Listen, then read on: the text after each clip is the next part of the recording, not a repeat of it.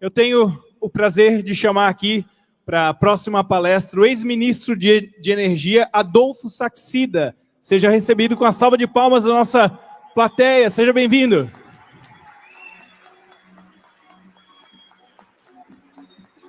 Obrigado.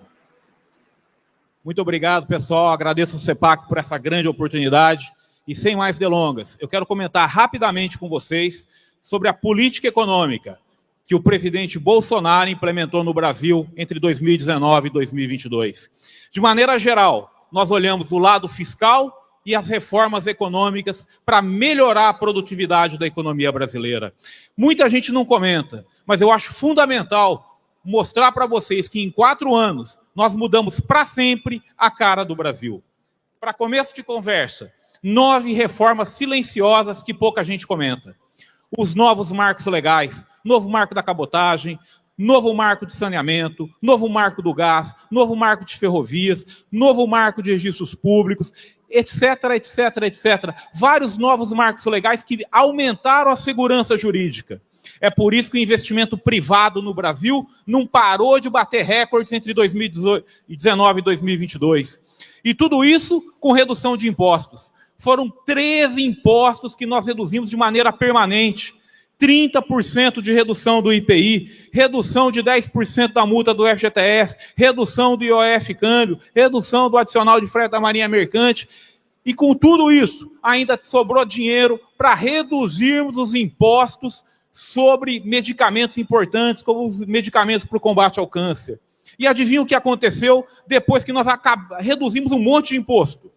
A arrecadação no Brasil bateu recordes. Isso que o presidente Bolsonaro sempre fala. Tira as amarras do empresário que a economia vai responder. Privatizações. 1/3 das empresas brasileiras foram vendidas ou privatizadas ou fechadas no período. Então muita gente fala assim, o governo não privatizou. Não é verdade. 1/3 das empresas estatais brasileiras foram vendidas ou fechadas no período. Além disso, foi o maior movimento de abertura econômica da história do Brasil. Nós fizemos uma reforma administrativa com 60 mil funcionários públicos a menos no final do nosso governo, de tal maneira que nós criamos uma grande digitalização e hoje nós temos um serviço público muito mais eficiente.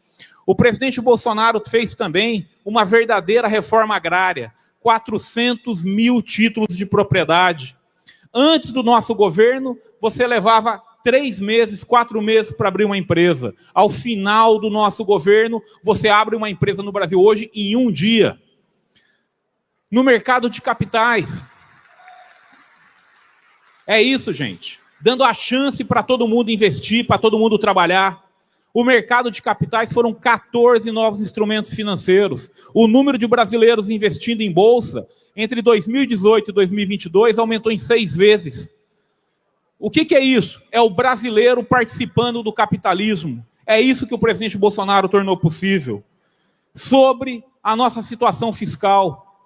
O governo Bolsonaro foi o primeiro e único governo, desde a redemocratização do Brasil, que terminou seu ciclo gastando menos do que quando entrou. Quando nós entramos, o governo gastou...